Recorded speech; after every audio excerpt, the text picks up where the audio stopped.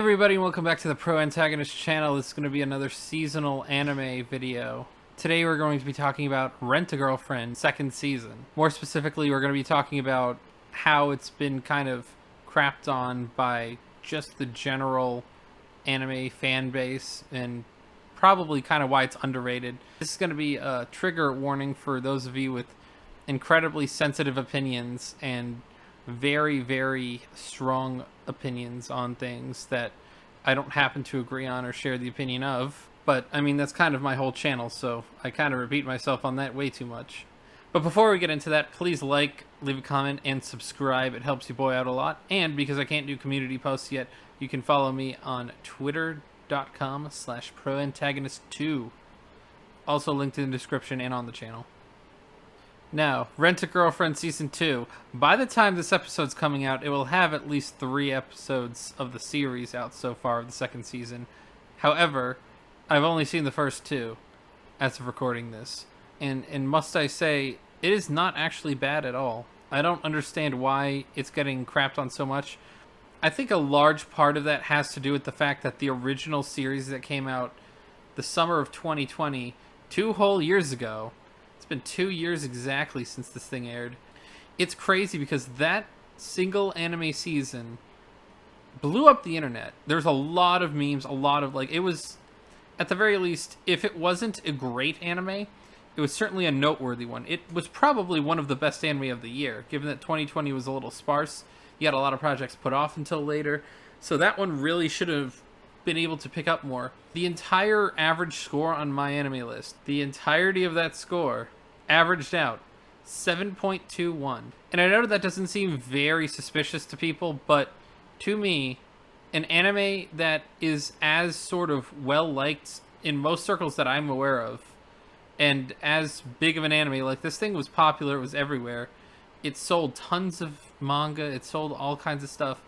It was quite impressive for an anime that wasn't really supposed to be anything that deeply special. It wasn't like the studio and this manga presence and all this other stuff came out and whatever. This anime had a really good opportunity to pick up steam because it was the summer of 2020 and nothing was out because everything was delayed. And it got so much attention. And it's really not that bad. And 7.21 is not a very good score. To give you an honest opinion of what I think a score really tells you on Mal, if you have an average score of 7 or above, it is most likely a very watchable anime. Like, if your anime got below a 6, it's probably trash. Usually on average, good anime, like really good anime, get 8s. Barely decent anime oftentimes get over 7. Usually 7.5 is kind of an easy threshold to ask for when it comes to, like, really big popular anime.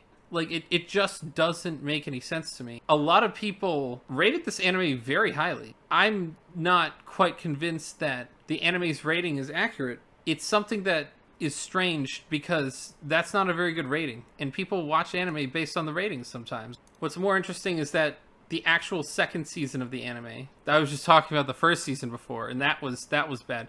The current season of the anime has a very sad and pathetic 6.84. That's basically a trash anime. Not gonna knock every just below 7 anime, but the caliber of this thing, it's crazy. Like, I could see this anime being anime of the season in a decent season. It's the second most popular anime in both of the seasons, in both of these summers. Summer 2022 doesn't necessarily have a lot going for it either. If you want to see more about my anime reviews, definitely go to my playlist about summer 2022 anime.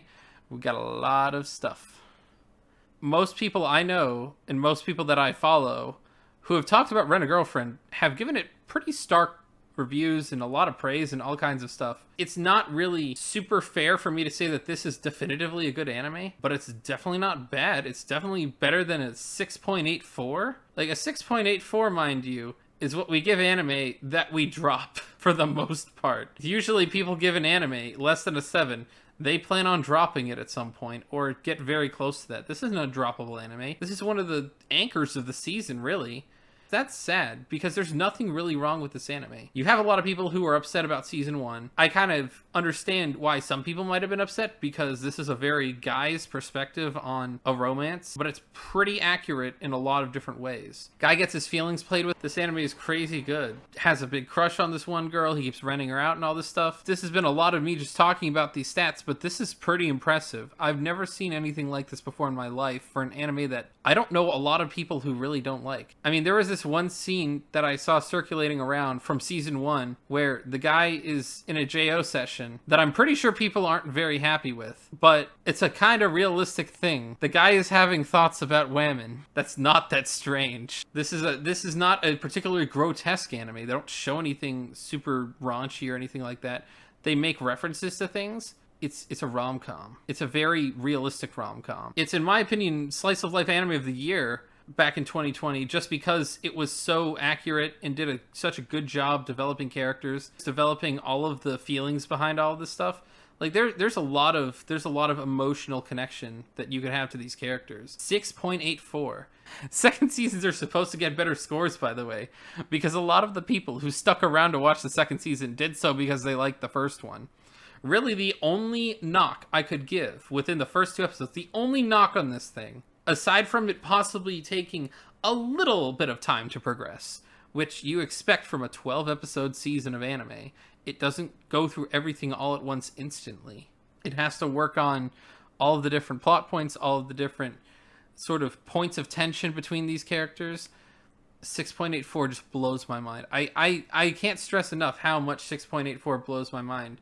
This anime does everything really well, except for the first part of the first episode of the second season, where they have like a 2-minute sequence sort of recapping the girls, the 4 main girls.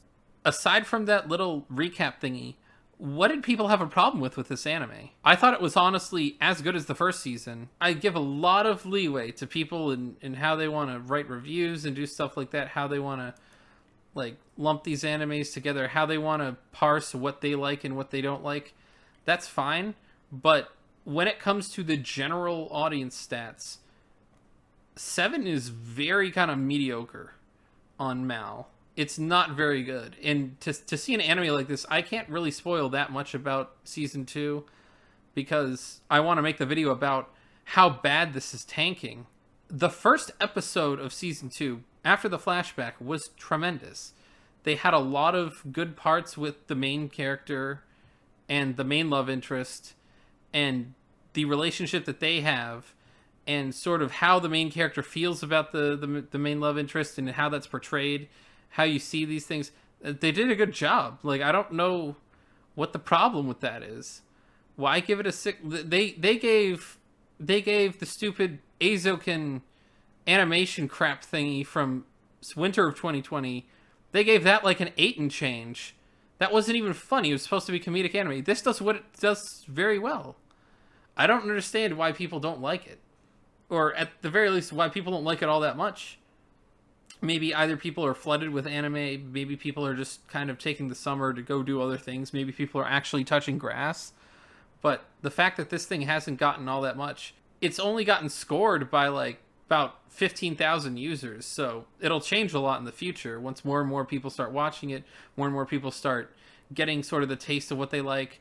Once it's finished, a lot of people put in their scores too, so it changes a lot towards the end of a season of seasonal anime. But I think it may be slightly underrated. I think that Mal has changed its algorithm to rate things. And maybe I'm overreacting to this quite a bit. Maybe I'm not. Leave your opinion in the comments. Is Rent a Girlfriend Season 2 any good? Do you think it's terrible? Have any of you actually watched it? Because it's not like a lot of people have actually watched it already. But also, there are some people who have voiced their opinions on how weird of an anime it is. I think they're just doing a good job. I think that the weird sort of like realistic men's perspective on this stuff. This guy's kind of a sweetheart, socially awkward a little bit, but not really that bad of a guy in any way, shape, or form. He's pretty nice, pretty devoted and dedicated. The only thing I could knock him on is maybe his taste in women prior to the start of the series, and B, the way he treats his quote-unquote girlfriend, the sort of third wheel character, right now. I mean, I did say that there's 4 girls that are on the cover art and everything like that. One of them is really shy and has really only been very relevant for 2 episodes. The other one is kind of like got this sort of hippity hoppity bunny energy and doesn't really feature much in a lot of the main plot points. She's not all that center stage. She's kind of just there to sort of add flavor, I feel like, and also be the one thing that makes the MC look bad. This anime is pretty good, and the main character is not bad, so I just don't understand why it's getting crapped on so hard. And with that, my rant draws to a close, and so does the seasonal Saturday, even though it's not what I'm calling it, like I call Thursday Thermal Takes very, very specifically, but this is kind of starting the trend of going through seasonal anime. Most of the anime during this season have not really gotten a full start yet. I like to give anime 2 episodes before I can really judge them all that much. So you'll be seeing a lot of anime reviews and things like that about anime that are coming out this season in the coming Saturdays. But until then, see you next weekend.